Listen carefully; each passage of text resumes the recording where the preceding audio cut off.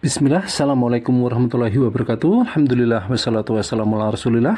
Satu kisah menarik, sahabat filah, tentang taubat yang tertulis dalam Riyadhus Shalihin, karya Imam An-Nawawi rahimahullah. Pada kitab tersebut, Ka'ab bin Malik radhiyallahu anhu yang tidak mengikuti peperangan Tabuk. Ini Masya Allah, ini hadis yang sangat panjang dan sangat menggugah tentang taubatnya Ka'ab bin Malik yang diterima Allah Tabaraka wa Ta'ala. Diceritakan dari Abdullah bin Ka'ab bin Malik radhiyallahu anhu, ia yang sering menuntun ayahnya Ka'ab ketika ia telah buta. Abdullah berkata, saya mendengar Ka'ab bin Malik radhiyallahu anhu bercerita tentang tertinggalnya tidak bersama Rasulullah Shallallahu Alaihi Wasallam dalam perang Tabuk. Ka'ab bin Malik berkata, saya selalu bersama Rasulullah Shallallahu Alaihi Wasallam dalam setiap peperangan, kecuali dalam perang Tabuk. Memang saya juga tidak bersama beliau dalam perang Badar, tapi tak seorang pun dicela karena tidak ikut dalam perang tersebut. Sebab waktu itu beliau bersama kaum muslimin keluar bertujuan untuk menghadang rombongan Quraisy. Lalu tanpa terduga Allah mempertemukan mereka dengan musuh.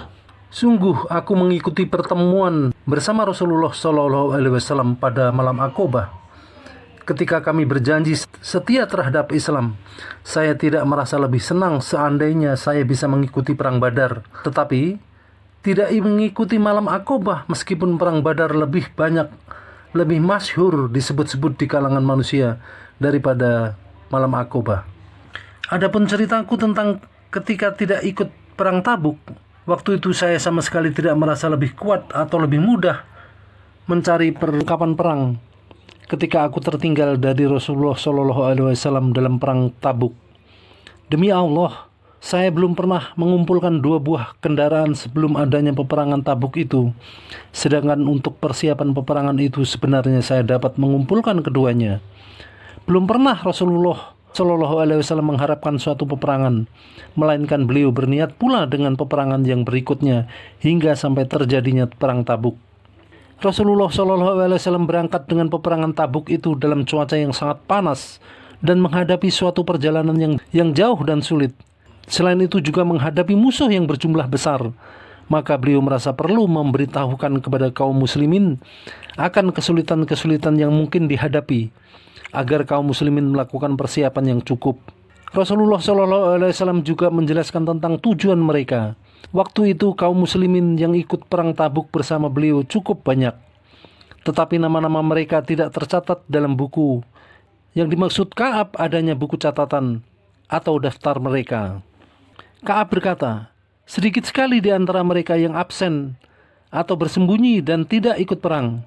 Orang-orang yang absen itu mengira bahwa Rasulullah SAW tidak mengetahuinya, selama wahyu Allah tidak turun mengabarkan.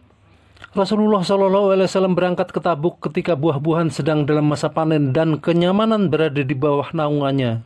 Karena itu, hatiku lebih condong kepadanya.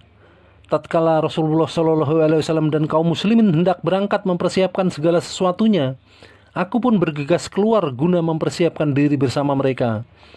Namun, aku kembali tanpa menghasilkan apa-apa dan di dalam hati saya berkata, saya mampu mempersiapkannya jika saya menginginkannya. Hal yang demikian itu berlangsung terus dan saya selalu menundanya untuk mempersiapkan perlengkapan perang. Sampai kesibukan kaum muslimin memuncak. Pada akhirnya di pagi hari Rasulullah SAW beserta kaum muslimin berangkat. Sementara saya belum mengadakan persiapan. Lalu saya keluar untuk mencari perlengkapan. Tetapi saya kembali dengan tangan kosong. Hingga kaum muslimin bertambah jauh dan pertempuran semakin dekat. Kemudian saya putuskan untuk berangkat dan menyusul mereka. Malangnya, yang telah saya lakukan ternyata itu belum ditakdirkan untukku. Akhirnya apabila saya keluar dan bergaul dengan masyarakat sudah berangkatnya Rasulullah SAW, saya dihadapkan dengan keadaan bahwa saya dianggap sebagai orang munafik atau termasuk di antara orang-orang yang lemah yang mendapatkan uzur dari Allah Tabaraka wa Ta'ala. Rasulullah SAW tidak pernah mencari saya hingga sampai di Tabuk.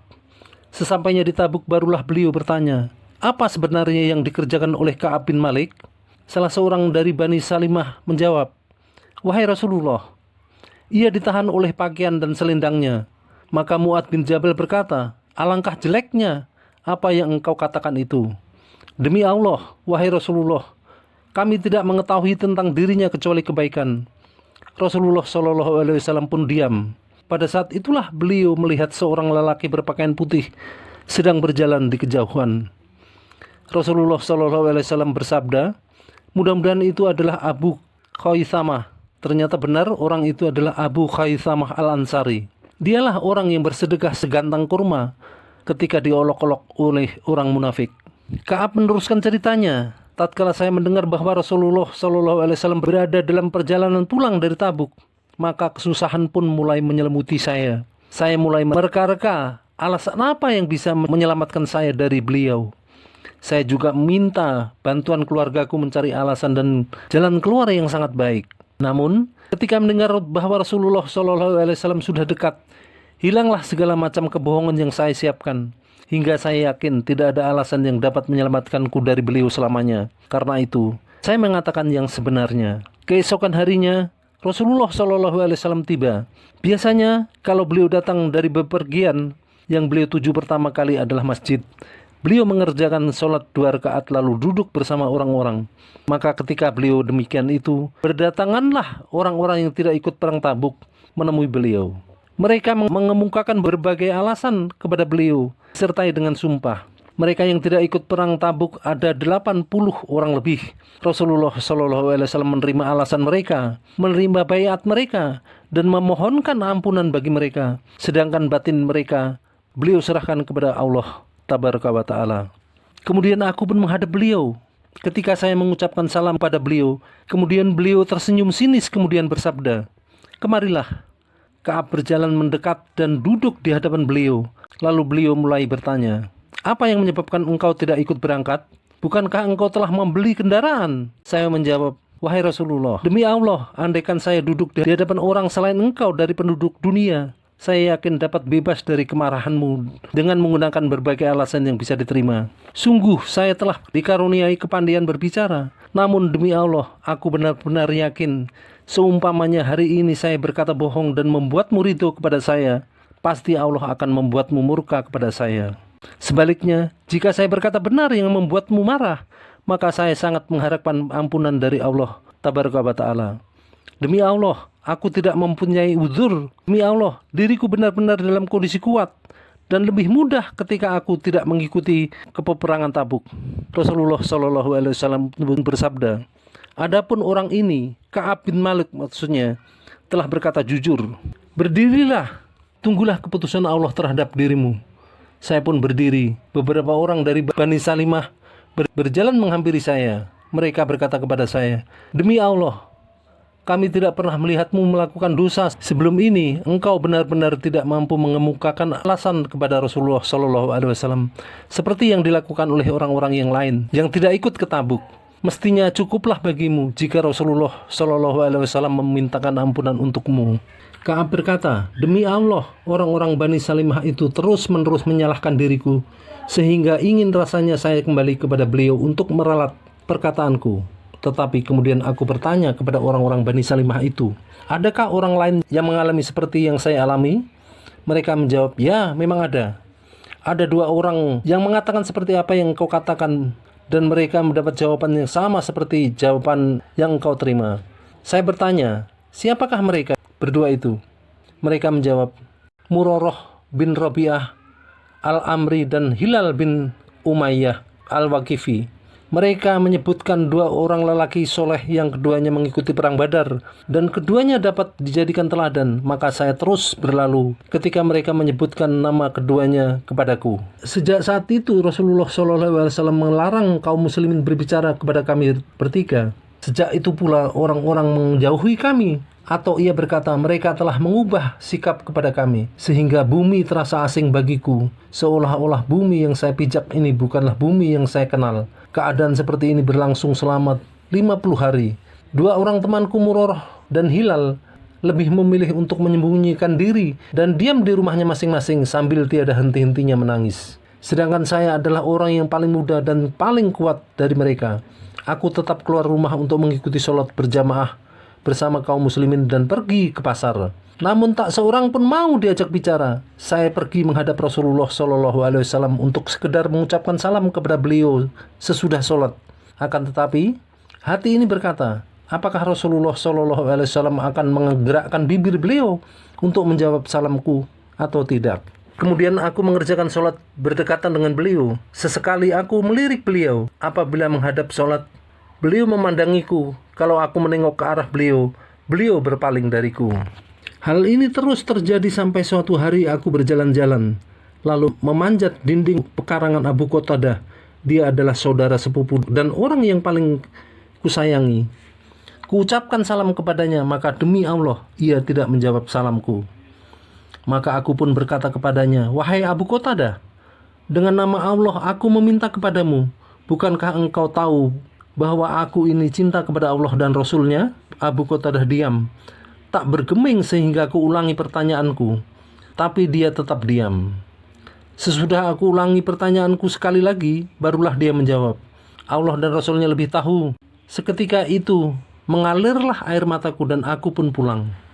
Pada suatu hari ketika aku sedang berjalan-jalan di kota Madinah, tiba-tiba ada seorang petani asing dari negeri Syam yang datang ke Madinah untuk menjual bahan makanan. Petani itu bertanya, siapakah yang dapat menunjukkanku kepada Ka'ab bin Malik? Orang-orang pun memberikan isyarat ke arahku. Petani itu mendatangiku dan menyerahkan sepucuk surat kepadaku dari Raja Ghassan. Setelah ku baca, ternyata isinya sebagai berikut. Amma ba'du. Sungguh kami mendengar bahwa temanmu Nabi Muhammad SAW mendiamkanmu, sedangkan Allah sendiri tidak menjadikanmu untuk tinggal di tempat hina dan tersia-sia. Karena itu datanglah ke negeri kami pasti menolongmu. Aku pun berkata pada saat membacanya, ini juga merupakan cobaan. Kemudian aku menuju tungku lalu membakarnya. Selang 40 malam, tiba-tiba seorang utusan Rasulullah SAW datang kepadaku dan berkata, Rasulullah SAW memerintahkanmu untuk menjauhi istrimu. Ka'ab bertanya, apakah saya harus menceraikannya atau bagaimana? Utusan itu menjawab, tidak, hindarilah dia. Jangan dekat-dekat padanya. Rasulullah SAW juga mengirimkan utusan kepada kedua orang temanmu, Murarah dan Hilal, yang maksudnya sama dengan yang kuterima. Aku pun berkata pada istriku, pulanglah kepada keluargamu, sementara menetaplah engkau di sana sampai keputusan Allah datang. Suatu saat istri Hilal dan bin Umayyah menghadap kepada Rasulullah SAW memohon kepada beliau, wahai Rasulullah, sesungguhnya Hilal bin Umayyah adalah seorang tua yang sebatang kara yang tidak mempunyai pelayan. Apa engkau keberatan bila aku melayaninya? Beliau menjawab, tidak, jangan sampai dia dekat-dekat padamu.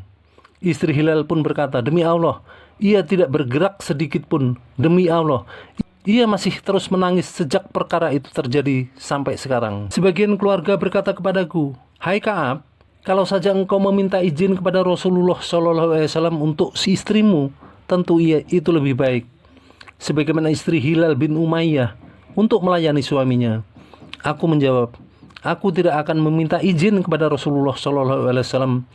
Aku tidak tahu apa yang akan dikatakan beliau apabila aku meminta izin beliau. Sedangkan aku seorang yang masih muda. Maka setelah itu saya tinggal selama 10 malam sampai genap 50 malam. Dari sejak Rasulullah SAW melarang kaum muslimin berbicara kepada kami. Maka pada saat aku melaksanakan sholat subuh pada pagi selepas malam ke-50, ketika aku sedang berada di salah satu rumah kami, ketika aku sedang duduk dalam keadaan yang Allah sebutkan, ketika diriku merasa sempit dan bumi ini pun terasa sempit bagiku, aku mendengar suara yang berteriak di atas gunung Solok dengan suara yang paling tinggi, wahai Ka'ab bin Malik, bergembiralah. Maka aku tertunduk sujud dan aku tahu bahwa kelapangan telah datang. Rasulullah SAW mengumumkan penerimaan Allah terhadap taubat kami ketika beliau melakukan sholat subuh. Orang-orang pun pergi memberikan kabar gembira kepada kami, dan ada juga yang pergi kepada kedua orang sahabatku memberi kabar gembira kepada mereka. Seorang lelaki berkuda berlari menujuku, dan seorang dari Aslam berlari kepadaku, lalu berdiri di atas gunung, dan suaranya itu lebih cepat daripada lari kuda. Ketika orang yang telah saya dengar suaranya itu datang kepadaku untuk memberi kabar gembira, aku lekas melepaskan kedua pakaianku dan aku berikan kepadanya karena kabar gembira yang telah dibawanya. Demi Allah, aku tidak memiliki apa-apa selain kedua pakaian itu pada hari itu, dan aku meminjam dua pakaian lain lalu mengenakannya. Setelah itu aku pergi menemui Rasulullah Shallallahu Alaihi Wasallam. Sementara orang-orang menyambutku secara berbondong-bondong. Mereka semua memberiku selamat atas penerimaan taubatku. Mereka berkata, selamat atas penerimaan Allah atas taubatmu. Demikianlah sampai aku memasuki masjid. Ternyata Rasulullah Shallallahu Alaihi Wasallam sedang duduk di tengah orang-orang. Lalu berdirilah Tolhah bin Ubaidillah menghampiriku sambil berlari kecil dan memberiku ucapan selamat. Demi Allah, tidak ada seorang pun dari kaum muhajirin yang berdiri kecuali dia. Dan aku tidak pernah melupakan ucapan selamat Tolhah. Ketika aku mengucapkan salam kepada Rasulullah Shallallahu Alaihi Wasallam, beliau pun berkata sambil tersenyum, tampak kegembiraan pada wajahnya. Bergembiralah, karena hari ini merupakan hari yang paling baik bagimu sejak kamu dilahirkan ibumu. Aku bertanya, wahai Rasulullah, apakah datangnya dari engkau sendiri atau dari Allah? Beliau menjawab, tidak. Berita ini dari Allah Tabaraka wa Ta'ala. Aku berkata, apakah ini datangnya dari engkau wahai Rasulullah? Ataukah dari Allah? Rasulullah berkata, tidak, berita ini dari Allah. Apabila Rasulullah SAW sedang gembira, wajahnya bersinar seperti bulan, dan kami bisa mengetahui dari wajah beliau. Ketika aku telah duduk di hadapannya, aku berkata, wahai Rasulullah, sesungguhnya di antara taubatku, aku lepaskan hak hartaku sebagai sedekah kepada Allah dan Rasulnya. Rasulullah SAW berkata, tahanlah untukmu sebagian hartamu, karena itu lebih baik untukmu. Aku menjawab, aku akan menahan bagianku yang ada di Khaybar. Kemudian aku berkata, wahai Rasulullah, sesungguhnya Allah telah menyelamatkanku karena kejujuran, dan sesungguhnya di antara taubatku, aku hanya akan berbicara jujur selama sisa hidupku. Demi Allah, aku tidak mengetahui seorang dari kaum muslimin yang diuji oleh Allah dengan kejujuran perkataan sejak aku menyebutkan hal itu kepada Rasulullah Shallallahu Alaihi Wasallam yang lebih baik daripada apa yang diujikan kepadaku.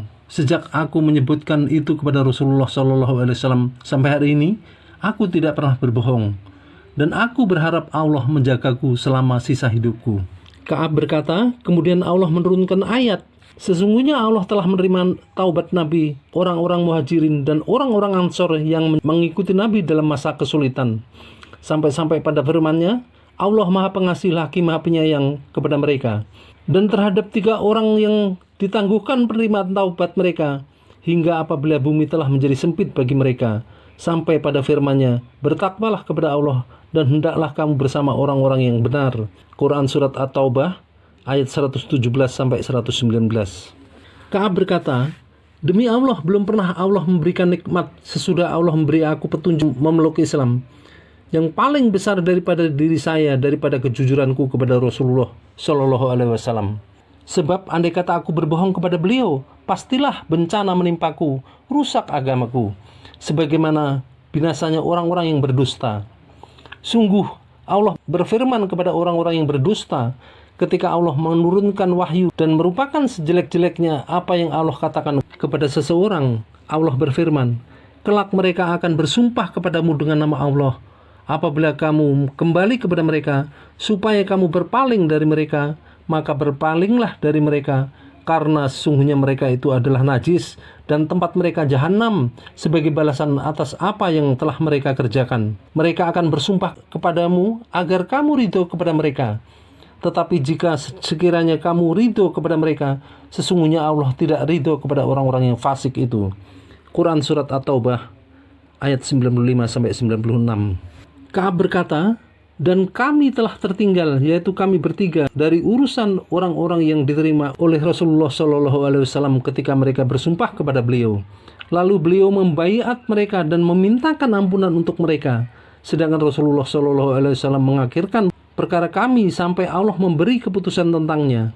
Allah berfirman, dan terhadap 3 orang yang ditangguhkan penerimaan taubat mereka, dan bukanlah yang disebutkan itu apa-apa yang kami bertiga tertinggal dari perang Tabuk, tetapi mempunyai arti bahwa persoalan kami bertiga diundur dari orang munafik yang bersumpah kepada Rasulullah SAW dan menyampaikan bermacam-macam alasan yang kemudian diterima oleh beliau.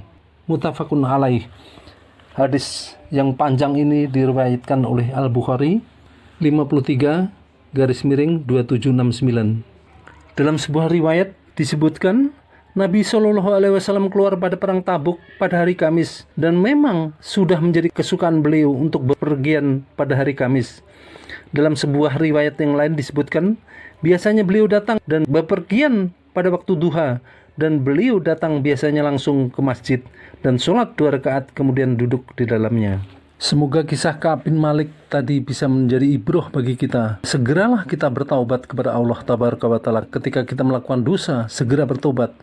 Sebagaimana para ulama berkata, taubat itu hukumnya wajib dari segala macam dosa. Jika kemaksiatan itu terjadi antara seorang hamba kepada Allah, yakni tidak ada kaitannya dengan hak manusia yang lain, maka untuk taubat itu ada 3 macam syarat. Yaitu, pertama, hendaklah meninggalkan kemaksiatan itu yang dilakukan. Kedua, menyesal atas apa yang telah dilakukan. Ketiga, berniat tidak kembali mengulangi perbuatan maksiat itu untuk selamanya. Jika salah satu dari 3 syarat tersebut itu ada yang hilang, maka tidak sah taubatnya. Maka di dalam kitab Riyadhus Shalihin tentang taubatnya Ka'ab bin Malik bisa menjadi ibroh bagi kita untuk kita segera bertaubat kepada Allah Tabaraka wa Ta'ala jika kita melakukan kesalahan dan dosa. Jika yang saya sampaikan itu benar, itu murni datang dari Allah Tabaraka wa Ta'ala. Namun jika yang saya sampaikan salah, maka itu datang dari diri pribadi kami. Kurang lebihnya mohon maaf. Wabillahi taufiq wal hidayah. Wassalamualaikum warahmatullahi wabarakatuh.